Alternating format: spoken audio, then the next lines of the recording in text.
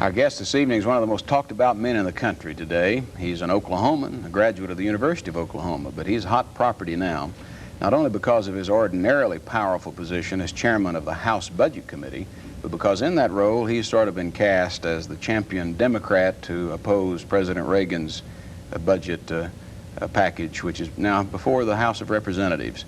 So we're very pleased to have with us back home in Oklahoma for this weekend, Congressman Jimmy Jones. How are you doing? How you doing? I'm fine. Let me correct one statement. I don't think I'm being cast as the primary opponent, since 3/4 of the President's program we adopted in total, and as a matter of fact, these are things that I've been talking about for several years. Do you feel that the President is happy with your position? Well, I think the President, the main difference of opinion is over the tax cut program. I have an opinion, and it's supported by the majority of my district, that says that we ought to fight for lower deficits and we ought to go for a balanced budget, and that tax cuts ought to be offset by spending cuts. And that's an honest difference of opinion between the Arthur Laffer School and the Arthur Burns School. I happen to agree more with Arthur Burns than Art Laffer. At the same time, though, I don't think it's really quite fair to the President to suggest that you and he are sort of working in tandem as a partnership on this. My feeling is... I think it's accurate to say that we have endorsed 3/4 of his budget without any question. Well, what about the 1/4 that you haven't endorsed? What specific programs is the President trying to reduce, to cut the spending which you want to keep in there? Well, first of all, the programs that we've restored were offset, more than offset, by additional spending cuts that they didn't cut. But some of the programs that we felt should be restored somewhat, in the field of education, for example, which you are familiar with, the cuts in the Basic Educational Opportunity Grant and the loan program, we felt went too deeply, and even if they could be cut by July, the contracts for those programs would already be effective and would affect 1982 fiscal year. In elementary and secondary education, a 25% cut was recommended. Most of those cuts would have been in handicapped education, education for the handicapped, the Title I of that program. We felt that education has to take a cut also. They can't get by without some sacrificing, but a 25% cut would have created a response in school districts all over this country that would have either, one, dropped a number of programs for the handicapped, education programs for the handicapped, or two, forced school districts to raise local property taxes, and therefore we cut education 10% as opposed to 25%. And you're saying now you replace those cuts with additional cuts elsewhere. Are most of those coming now out of the defense budget? Most of the cuts that you want to make above and beyond the President's recommendation? No, as a matter of fact, we add to defense. There are two categories in defense. One is the out-year spending, the long-term contracting in defense spending. The other is how much will be spent next year, the actual outlays next year. In the outlay column, that which is to be spent in 1982 fiscal year, we increased the administration's budget by $900 million. We spend more. In the out-year spending, we made some recommendations to the Pentagon that they ought to tighten their belts and sacrifice in non-essential spending, the same as all other agencies. What we did there, we asked the General Accounting Office to take a look at all of the agencies and see how they're spending their money and where savings could be made. For example, we found in the Pentagon last year that, this is a small thing, but it still is illustrative, that the Pentagon spent $110,000 transporting a bowling team around the country last year. Well, that may be fine when we have the resources to spend it, but that really doesn't have anything to do with military capability. They asked for 30,000 new civilian bureaucrats. We said, fine, if you need 30,000 civilian bureaucrats, take them from other agencies, but let's don't increase the bureaucracy by 30,000. Nonetheless, significant differences between the President's defense recommendations and yours do exist. Right, we spend President more. Reagan has one picture of the defense needs, and you have another picture of the defense needs. For No, instance, not Time really. magazine quoted you as saying recently that you wanted to cancel the 5.3% military pay increase. I don't know that you've held to that position, but at least you were quoted. No, not cancel. We said target the July pay increase to the areas of military where there is a retention problem. The big problem in the military right now is the enlisted grades E4 through E9 and the officer grades through captain, for example. And what we said is, we've had an across-the-board pay increase for the military last October, which I supported and which was necessary. We're going to have another across-the-board pay increase this coming October, which is necessary and which I support. But the July pay increase ought to be targeted in those areas of the military that, where there is a retention problem. By doing that, you can get at the problem of retention and save the taxpayers about $900 million. And I might add, since that time, I've talked to the Secretary of Navy and others in the Armed Services Committee, and they agree with that position. Now, speaking of saving the taxpayers, isn't it true that over the next 3 years, the budget you have proposed outspends the President's budget by $141 billion? No, it's not true unless... And also out-taxes the President's budget by $202 billion. Yeah, I'm glad you brought that up because those are not accurate figures. Aren't those the President's figures? Well, yet, if you assume that interest rates are going to be 8%... where do you get your assumptions? I mean, do you have a staff on which you get these assumptions? And I might point out that it's not partisan because the Senate Budget Committee, which is Republican-dominated, came up with roughly the same assumptions that we did. But not exactly the same assumptions. For instance, haven't you just hired President Carter's director of the OMB to do a lot of your staff work on this? Well, we hired him away from the Republican Conservative American Enterprise Institute, and it's hardly he's hardly a liberal. Yeah, I know, Congressman Jones. But let me point out, you know, a lot of people, and I'm sure that you wouldn't want to suggest that these are for partisan reasons, but some people are concerned that perhaps because the Democratic Party controls the House Budget Committee, perhaps these assumptions would be partisan oriented. And of course that's not the case because the Senate Budget Committee is controlled by the Republicans. Senator Domenici of New Mexico is the chairman, a Republican. They came up with roughly the same estimates that we did on interest rates, on unemployment, and on inflation for 1982.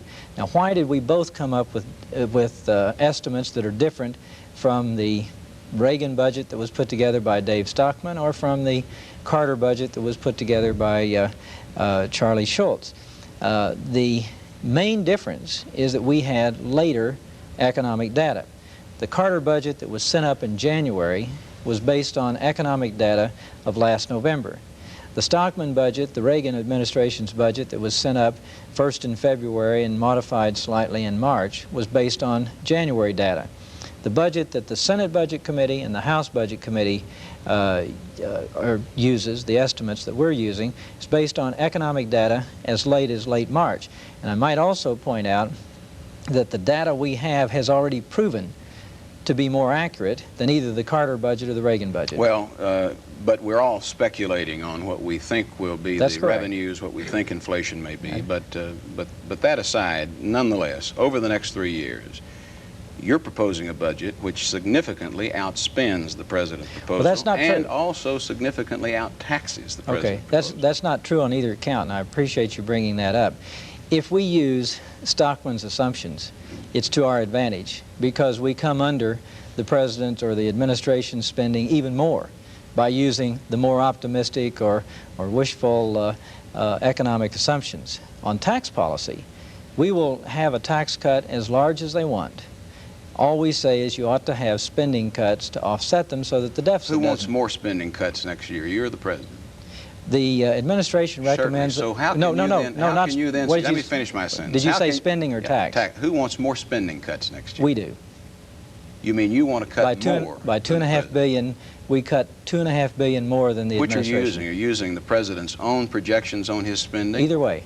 His $695 billion. Sure. Then we come under that using his assumptions. By how much? By roughly $2.5 billion. So what you're saying is that that you're going to cut taxes more? No, I didn't say that. More? No, the administration's program does cut taxes more next year. There's no question about it. That also increases the size of the deficit. And it's an honest difference of opinion between two conservative schools of economic thought. One school says that large deficits are inflationary and you ought to reduce the deficits. And the other school says, it's the Laffer school, says that the size of the deficits are not the important ingredient, that the size of the tax cuts and the continuity of the tax cuts are important. I don't think that's a fair representation of the Laffer position. Well, that's what Jack Kemp said. I think that Laffer and the president are talking about supply side economics. How would you define supply side? Well, I think in supply side, to me, is incentives to get the supply side of the economy moving before you stimulate demand. This is also one of the problems I have with the Kemp-Roth tax bill. All of the testimony that came before our committee indicated that the type of tax cut in Kemp-Roth would be a stimulus to demand or a stimulus to consumption. I think you're going to have a stimulus to demand, but I think we need to put more attention on the supply side. Which means tax incentives. Right. In other words, capital formation. That's right. Business tax inventory breaks. For example, the Kemp-Roth tax bill has no cuts at all in capital gains taxes. Congressman Jones, how do you explain the fact that the National Chamber of Commerce, Chambers of Commerce all over the country, business groups, corporate leaders are beginning now to express great concern about the so-called democratic alternative if, in fact, you intend to do more for capital formation and the business side of our economy? Why do they oppose you so much? Well, there are a lot of them who do oppose it and a lot who support us. I met with a business audience last week, and they took and this was a whole range of types of businesses, and they took the position that we support the President's program and the goals, which I do also. However, they also took the position that when it came to the tax bill, they disagreed on elements of the Kemp-Roth. They believe, for example, as I do, that you ought to have some specific incentives directed toward investment, such as a reduction in capital gains taxes, which Kemp-Roth does not have. Which the President strongly favors. Well, if you're familiar with the revision in the Kemp-Roth tax bill that's in the administration's program, which only cuts earned income taxes. It does not cut the unearned income taxes. The 70% rate on investment income stays at 70%. Of course, I think one of the most unfortunate descriptions is so-called unearned income. That's right. I call it investment income. Certainly it is. Well, I feel that the President is strongly in favor of those incentives for business. He may be in favor of it, but they rejected it as far as their program is concerned. Why do you suppose the President sent Vice President Bush to specifically reply against your claim that he was willing to compromise with you on this? Why did they feel so incensed by that cry of compromise? Well, it's not the first time that a Treasury Department and the White House have had mixed signals. In the last administration, in the Carter administration, the Treasury Secretary Mike Blumenthal and some of the undersecretaries came to Capitol Hill at a time when the Carter tax package was stalemated, and they made some offers of compromise. When that became public, the White House said no, they have no authority to make an offer of compromise, and said that President Carter insists on his program and that he would threaten to veto it if he didn't get it. And this is a ritual that has gone through with other administrations. And so it's not the first time that the Treasury officials and the White House officials have had different signals. So it's not an unusual phenomenon. Congressman Jones, just a few weeks back, President Reagan was elected with 91% of the electoral vote. He received the votes of 43 million Americans, including 60% of the people in Oklahoma who voted. Why not give his program a chance? Well, we are. In fact, we're ahead of the Senate on that, as you know. Now let me back up there. The Senate has already given its approval and endorsement. No, they haven't. They voted the... Yes, but the President has a majority in the Senate, so I think we all know that when he gets down to hard ball, he's got the Senate. The problem is in your committee and in the Ways and Means Committee. Is that going to be uncomfortable for Jimmy Jones of Tulsa, Oklahoma, when everybody can see that there's where the confrontation is? Well, Bill Banowsky perhaps is very well versed in Norman, but you have to admit that in Washington, D.C., in the Senate side of the Capitol, that the Senate Budget Committee voted the entire President's budget program down. Now, they will in fact come back and make some adjustments. You think Senator Armstrong, who voted against that budget, is not going to back the President when the chips are down? Oh, I think that they'll find a way out of their problem, but I think it illustrates the same problem that I have, because Senator Armstrong himself said that the reason he was voting against that was it created too large deficits that were not specifically offset by spending cuts. And that's the same problem I have. Senator Armstrong yesterday morning announced that he was meeting with the administration on Monday or Tuesday, and they expected to be completely together, and he would be backing the program in the Budget Committee of the Senate. So we know that the issue is going to hinge on what you and Tip O'Neill and 3 or 4 others do in the House of Representatives in terms of leadership. If that is the case, then we will have a bill passed. If you'll recall, I was the one that got bipartisan agreement on this fast schedule to move this program along. We've met the schedule. We're going to go to conference with the Senate, and we're going to get this package through unless we get such political and philosophical hardening of positions. I'm not sure how familiar you are with the House of Representatives, but there are a lot of coalitions there that don't want this budget process to work. And they can find a number of reasons. Some are political, some are philosophical, as to why they would vote against all budget resolutions. My problem is to try to put together a majority to vote for a budget resolution that substantially gives the administration what they want so that we can move this economic recovery program forward. And that's what I intend to do. That's what I have done, as you should know. Are you fully comfortable, Congressman Jones, with trying to balance a very conservative constituency in Oklahoma who overwhelmingly supported the President with your pressures now as a leader of the traditional big spending party in our country? Well, we have a $980 billion deficit, which you and your fellow congressmen voted to increase the ceiling on in January. Well, I think it was asked for by the President. It has to be. And that's a phony issue, as you well know. Well, but I didn't create that deficit. If that deficit is a phony issue, then why isn't this argument over the current deficit a phony issue? Because a lot of people feel it's not a question of the size of the deficit, it's a question of the size of the government that's at stake here. And that you want a bigger government. No, I don't. My whole career has been the opposite direction. If you had been in Oklahoma and followed me for the last 4 terms I've covered Congress, you will know that I have been one of the leaders in pushing for less government. The first time I remember knowing of you was when you were the chief of staff for Lyndon Johnson, the biggest spending president that we've had. You were his chief of staff. You were in the White House during the Great Society programs. And there are those who feel that you've come now a long way from that position to being an oil conservative in Tulsa. I don't think so. And now you're shifting back over because of the pressures of being the leader of the party, which says, look, we've got to maintain the social constituencies that have made our party powerful. Well, I appreciate your speech. I'm sorry I didn't know you back in 1968. I was, for 1 year, the chief of staff at the White House. And I might point out, although I can't claim credit for it in total, but that 1 year in which I was chief of staff at the White House, 1968, was the last time in the last 25 years that the federal government has had a balanced budget. And I have always been for that, and I'm pleased that that year when I was chief of staff we had a balanced budget. So you feel as the smoke begins to settle that you and Dave Stockman and the others who've got to wrestle with this will be able to achieve some kind of reasonable conclusion? I am an optimist by nature, that reasonable people who are trying to get the same goal will be able to have a meeting of the minds to reach that goal. I would assume that in your own dealings as a university president, if you want to reach a goal, you don't necessarily insist that 100% be done exactly as you wish. You have regents, you have other people that you want to take into their account their views.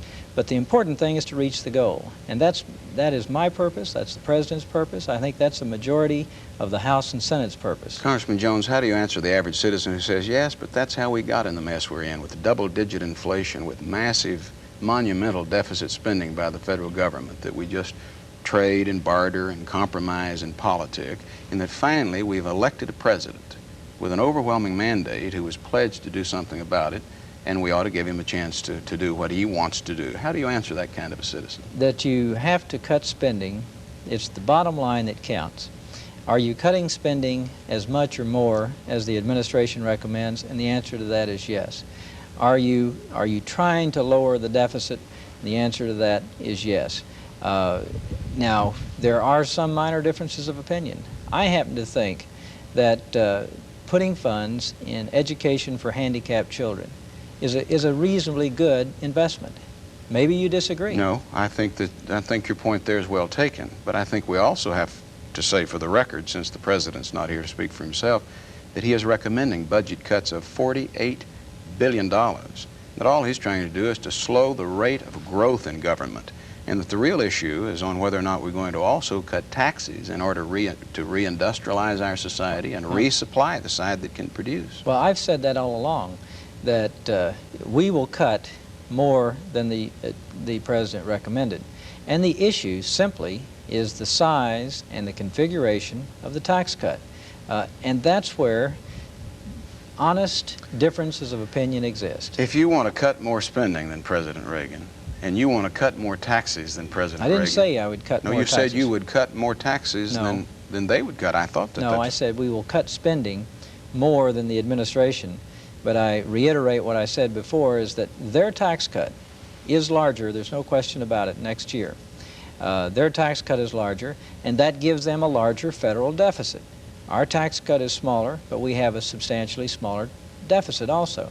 That's the difference of opinion, whether it's more important to get the deficit down or whether it's more important to have a large tax cut. Now, I might add, since I've been in my district this week, not only have the majority of the people that I've met with reaffirmed their belief that they've expressed to me in the past, that large tax cuts ought to be preceded by spending cuts, but a substantial number of people told me that they would postpone a tax cut in order to have a balanced budget. Now, I don't know that there's enough sentiment for that in the Congress, but I think there's a very strong sentiment in my district to get that deficit down and to balance the budget. What do you say to some citizen in your district who says, yes, Congressman Jones, but I believe the issue is not the size of the deficit in the next 2 or 3 years, but the size of government spending over time, right, that in the past 10 years it has tripled, right, and that here's a president who's trying to seriously address and bring under control right, the size of government spending. And because you, Congressman Jones, are unwilling to address a significant tax cut, well, that the size of spending is there, you're going to have more money to spend. No, again, you know, I can recognize you can't follow congressional careers with your job at the university, but you might have missed the fact that in the last Congress, I took the lead to reduce the size of federal spending as a percent of gross national product. And it's been my lead bill that would say we will limit federal spending ultimately to 20% of gross national product, and that will be achieved in a 4-stage move. The first stage would limit spending to 22.5% of GNP. We exceeded that goal in the budget document that came out of the committee this week. Then I think we ought to ratchet it down to 22, then 21, and then put a permanent discipline of limiting spending to 20% of GNP. I'm very familiar with all of that. You know, watched it with great interest and admiration. But in speaking of your career, there are those who feel that you had 2 or 3 careers and that now there may be the birth of a new one. Who are they? I haven't heard them well, from them. You know, I may be one who wonders whether or not you're fully comfortable with the mantle of now being the loyal minority, the spokesman for the Democrat Party's financial program against this president. Are you fully comfortable with that role? If I were saying something differently today than I've said last year or previous times, if my campaign brochure last year said something different than what I'm doing today, I might not feel comfortable. But I think the people who know me, the people who have followed my career, including the time that I was Chief of Staff at the White House, know that I am a fiscal conservative and always have been. Well, I certainly have recognized you as one, and I guess my feeling is that we're in such terrible shape in the country. I mean, with inflation, you talk about I agree. You talk about what higher education needs. You know what it's like to try to pay the light bill at the University of Oklahoma with inflation at 12.4%. Of course, that is something that government spending won't particularly cure. That's a feature of the energy problems we have, and that's caused by outside influences. Well, in any case, we are grateful to have a graduate and a citizen and a distinguished leader who is now going to be in such a pivotal position to help address what I regard as issues which affect the nature of our grandchildren's society. I fully agree to that, because the kinds of decisions we're making today will determine the kind of country, and I'm determined we're going to have a strong country for the rest of this century and beyond. How are things? I read that your wife has had to give up some of her legal practice to look after the two kids while you Yes. wrestle on into the night with these issues. Well, my wife is the most talented and the brightest person I know, and the best mother, and she is doing both the mothering of our two children. She is doing a lot of other things, including writing a book right now. And what are your plans beyond this current season, do you? My plans are between now and August 1, and I have said that I am going to do everything possible to get a tax program and a budget program through the Congress entirely by August 1. You think we'll succeed with that? Well, if I have anything to do with it, we will. Do you think the President may veto a program that doesn't come up to his expectations? Well, if it doesn't come up to his expectations, yes. I believe that after we get through all of the work, through the House and the Senate, the kind of program that he'll be presented will be one that meets his expectations. And regardless of these, as you say, honest differences between economic philosophers, Sure. Everybody in the country, of course, is cheering for some kind of a joint resolution that will And I think we'll get begin that. to turn things Sure. about. I think we'll get it. You're optimistic on that count. I think so. I think enough of the country wants the kind of change that it's going to happen. When you were at the University of Oklahoma studying and getting your degree, did you anticipate, these exciting days? Not really, but I came from a family that neither of my parents were able to complete their education. And my father always drilled into us that education is the most important thing that we can get, and that you always do your homework, and if you do your homework well, it's going to lead to additional responsibilities. So I always anticipated that I wanted to be in the middle of decision making, and I'm just pleased that my district gives me the opportunity to be involved in this rather momentous decision. Well, Jimmy Jones, you made good grades at the University of Oklahoma. You certainly seem to be doing your homework now. Thank you. We're delighted to have you with us on our program this evening. Do you have a final word to your friends in Oklahoma?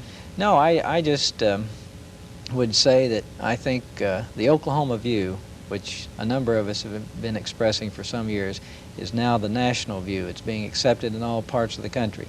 And the fact that I've been able to see that change has been a very exciting thing for me, and I think it's going to be exciting for the future of the country. Thank you for being with us tonight, Congressman Jimmy Jones. Good luck to you. Thank you. Thank you for joining us, ladies and gentlemen. Thank you.